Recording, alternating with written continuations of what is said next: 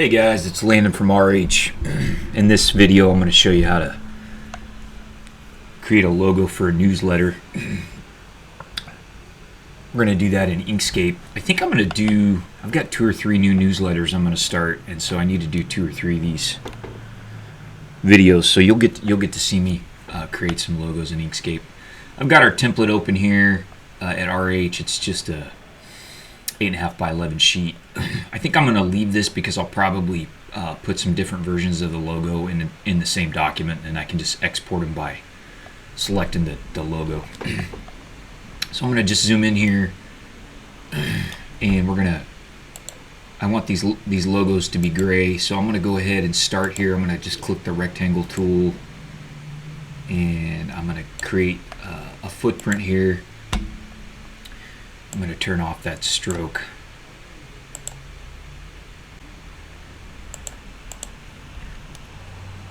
I think when I do these logos, I'm gonna start with grayscale and then get the shapes the way I want, and then we'll add the colors. I find that helps me get a label with good visual appearance because I focus on the shapes and the structure first and the layout and not the color.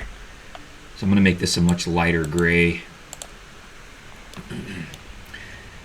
So the logo I'm designing is for a newsletter called Plotting Your Path. It's going to be about professional development for land surveyors. So I want kind of the idea I have in my mind is a zigzag arrow that kind of is hitting some different goals. So we're going to see how this works. So what I'm going to do is just start with the rectangles for the arrows. And I'm going to probably just do that down here. So I'm not going to have a super complex logo here. I'm going to start this as black.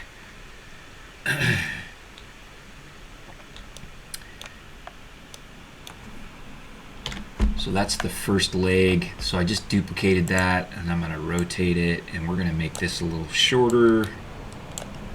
And I'm going to duplicate that again. I usually use the keyboard shortcuts there, guys, sorry. So, okay, so here's going to be I might need to make that zig a little more.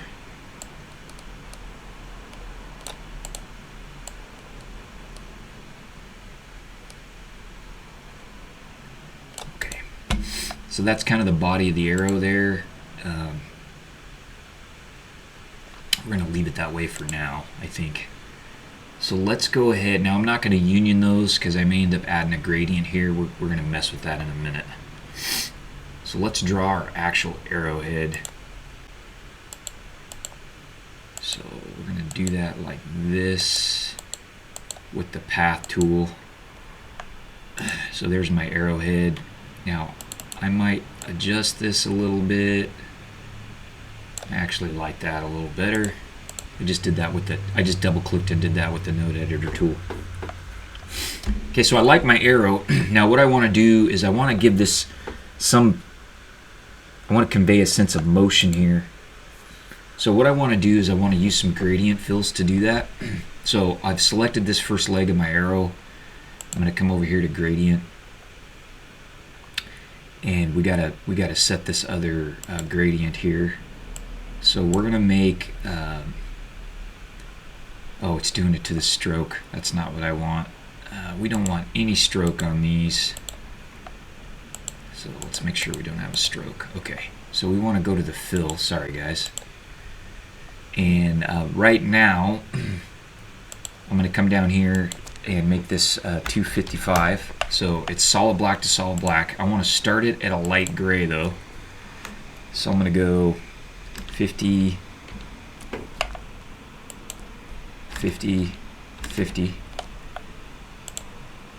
Okay, and that might still be, oh, you know what? I was going the opposite end of the, let's do 220. I was on the opposite end of the red, green, blue scale. Okay, so I want to get rid of that overlap. Okay, and I'm actually going to make this, this stop is going to be a lighter gray, so I'm going to go 150, 150, 150. Okay, and then I'm going to start this. This is also going to get a gradient, but I'm going to start it at 150. 150, 150, so it blends with that previous leg.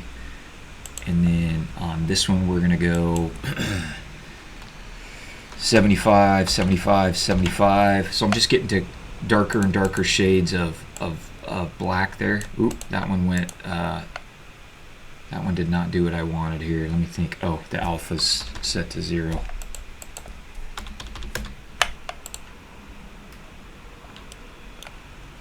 All right, and then we're gonna try this last one here. So I'm gonna make this one needs to be a little darker, I can tell. So we're gonna try 25, 25, 25.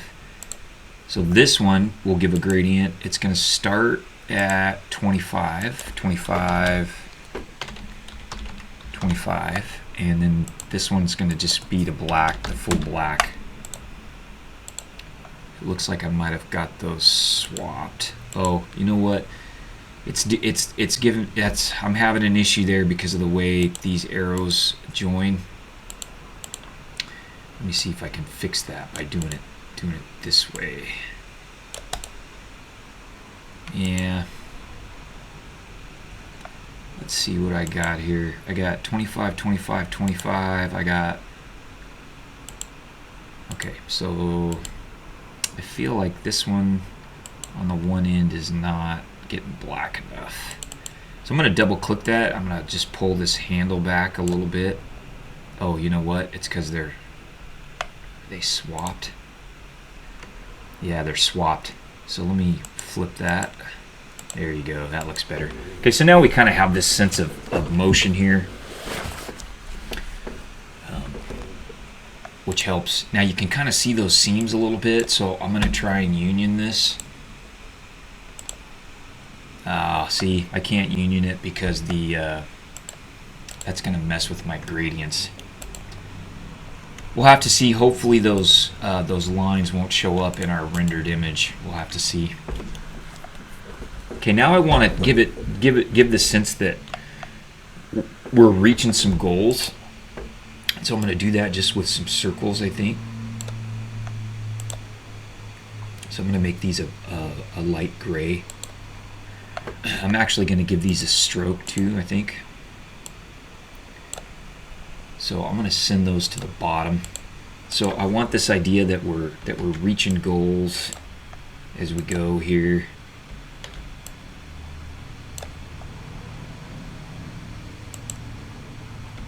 And then we're gonna pretend that we're headed to our next goal here. Now I'm gonna kind of do the same thing. These are gonna get a ever so slightly darker shade of gray as we go here.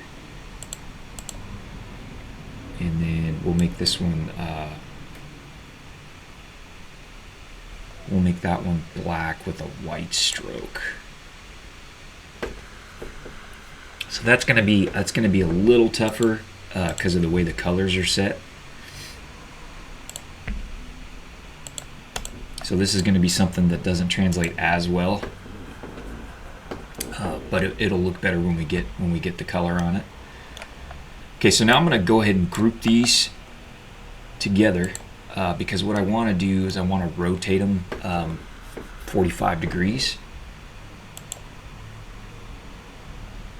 So I'm going to go to Object, Transform, Rotate. I'm going to throw a 45-degree rotation in here. Okay, and you can see I'm a little too big, so what I'm going to do is I'm going to make my square bigger, and we'll send it to the back. All right, so now I've got this a little bit where I want. What I want to do now is center this on the square. So I'm going to grab that, I'm going to shift select that, I'm going to go to Align and Distribute, my last selected, and I'm going to just center that. Okay, so now I've got that logo in here. Now one thing I thought about was adding some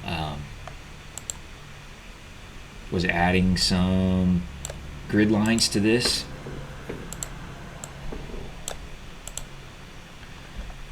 So let's just try that. I'm not sure if I'll keep them, but let's try it and see what it looks like. And I just do that because I'm a land surveyor and I like grids. So I'm just thinking like, all right, if I added some grid lines here. So let's Go to our stroke there. Let's make them a little bit skinnier. Whoop, that's not skinny. And I'm gonna round them.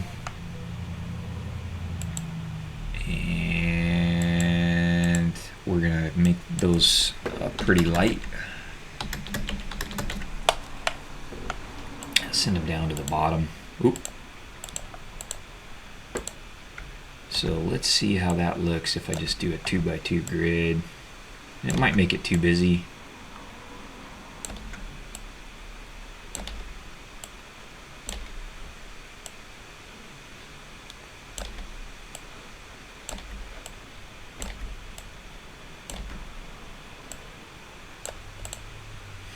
And I'm gonna select all these.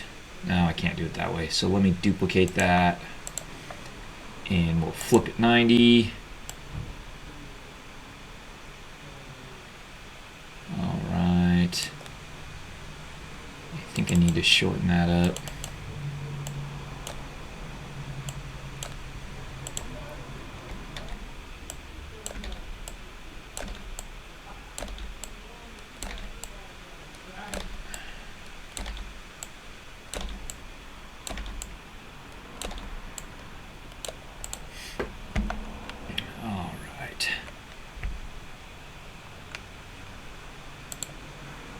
So let's select all these now and send them to the back. I don't know if I'm going to keep these. We're just messing around.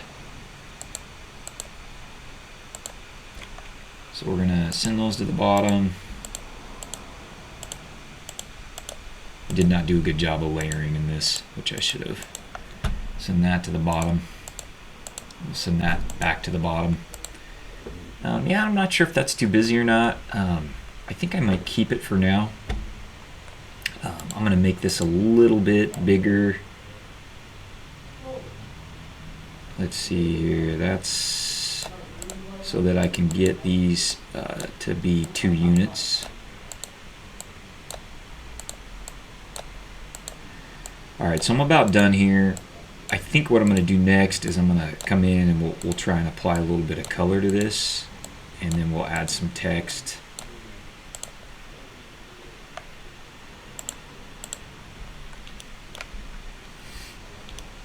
But I'll do that in a separate video. So let me save this, stop this recording, and I'll do a second video. We'll come in and we'll add some color.